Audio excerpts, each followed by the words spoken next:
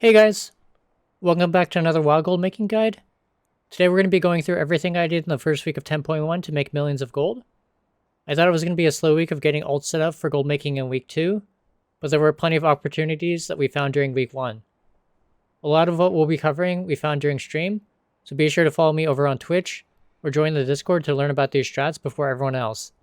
Both links can be found in the description box below. First, let's start with the easiest ways I was able to make gold this week. With a couple of the new pets that came in 10.1, I was able to make an easy 2 million gold by visiting a vendor and spending 5 minutes flying around in a new zone. I was the first and only sellers for both of these pets on my main realm for a few days, and was lucky enough to sell one of each, Milo and Lord Stanley, for 1 million gold each. The first pet is called Milo, and it's one that you can obtain for 2,500 pet charms. You can buy it either from the trainer in Luchak Caverns, or from Pachu here in Iskara. Mama says my test will be bigger than a mammoth. I had nearly 40,000 pet charms left over from doing mission tables last expansion, so this was an easy buy for me when someone mentioned it during the stream on Wednesday. We grabbed one from the trainer, threw it up on the auction house, and it sold within 24 hours. Definitely a good one to have on the auction house if prices are still good on your realm. The second pet, Lord Stanley, can be obtained in the Luchak Caverns. To get this one, you'll need to get an item called the Clacking Claw, either from the auction house or off the rare name Clack Attack in the Caverns. It has around 50% drop rate. Once you have the item in hand, you'll need to see if the spawn is up by checking 4 possible spawn locations. I'll leave the coordinates in the box below. If you see a black hat, you'll want to use this claw item to get a 10-minute buff. This will allow you to approach it without scaring it away. Simply click on the hat to claim the pet. There's not a lot you can do without being level 70 in the caverns. However, this is a pet that you can get even on level 60. I've been farming it on various realms with war mode on and off to get a bunch of these to sell on different realms. Next, let's talk about what should be an amazing gold maker for the next few weeks. We have been preparing for weeks to get our Alchemists ready for the Dracothis transmute. A lot of gold makers have been hyping this up, and of course you should be doing the cooldown on all of your Alchemists. However, for people that don't have many tunes at level 70 or many Alchemists, there's a secret method that you can use to make some gold with these.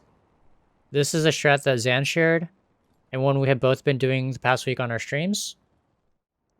One thing that many people are not aware of is that you can actually work order the Dracothis, meaning you can buy other people's cooldowns. I've been putting in work orders and providing all the mats, the spores and gem dust, putting in commissions as low as 50 gold, and have had most of my work orders fill, a couple hundred in total across 5 different realms. I've flipped most of these Dracothis and made a profit of between 2k all the way up to 10k for the ones that we sold earlier in the week. Let's quickly cover flipping. The hot flip items this past week have been the new Season 2 Obsidian Combatants PvP recipes. The crafted items are definitely not as hot as Season 1, however the recipes have been amazing. Many have been listing these for as low as 75 gold, and I've been able to scoop up dozens of these across many different realms. I've been able to turn these 75 gold purchases into as much as 200k sales on various realms on NA. Not as hot, but make sure to keep an eye out for good deals on the BRE recipes that you can purchase from the profession vendors and Loam. This week we also had the raid opening up, which will also have recipes dropped from some of the bosses. As far as I know, these recipes are BOE, and can be sold on the auction house. This means you should be on the lookout for not only the cheap obsidian recipes and the loam recipes, but also the recipes from the raid. We do also have some of the raid epics. Just normal and heroic variants will be BOE for the first few weeks, which may be great to flip as well. Another new gold making opportunity this week will be the 2 turn-in quest for the 5 bricks.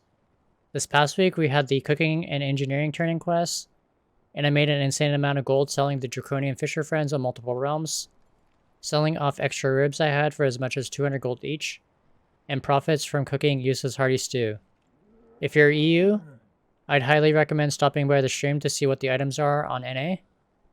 The quest should be the same, and this will give you an edge of having this info before the EU reset. Servers for NA are expected to be down until 11 AM Pacific, and we have the Blazing Hippogriff Twitch drop starting today. This is a $1,000 TCG mount so make sure to watch any eligible WoW streamer for 4 hours to claim it. Unexpectedly, someone solved a secret for a toy in the new zone on Wednesday. A few people in my chat mentioned this, and we were lucky enough to find a bunch of Onyxia scales, which we were able to sell off for 15k gold each. I also ended up sending a few of my skinners to Onyxia's lair, and sold all of the scales before the supply caught up with the demand, and the prices of the scales plummeted. Probably made a few 100k off of this tip, so I want to thank everyone that helped out with tips like this during my streams last week. The last gold making method which deserves a mention is the Luchak Farm in the 10.07 zone. This is a rare that you can spawn every 10 or so minutes. You need to have an item called the Sparkling Spice Pouch, which you can buy off the auction house or craft with a cooking drop in the 10.07 zone. The summoner has a small chance to get an alchemical flavor pocket, which I expect to be in high demand for the next few weeks. The prices as of Monday are already up to 65k each. I have around 20 of these on my 2 main realms, so that should get me around 1.2 million gold. From this farm you'll also get Overflow, a chance at a pet, Lovey, which sells for between 20 to 100k gold, Vault Keys, and the BOA armor tokens you can use on alts. You can also disenchant these for Resonant Crystals, which I also expect to be in high demand this week. We've been doing this farm with viewers, and it's an easy one to multi-box, as you only need to have one item for everyone in the raid group. Shout out to Persephone for sharing this farm. That's going to be it for today's video. If you enjoyed the video and would like to see more gold making guides in the future, please be sure to like, comment, and subscribe. I've also been streaming quite a bit over on Twitch, so if you'd like to catch these tips live, be sure to drop a follow over there. As always, I would like to thank my supporters over on Patreon. Thank you to Nish for your continued support of my channel. I appreciate it a lot. Happy gold making, and I'll catch you all in the next video. Late.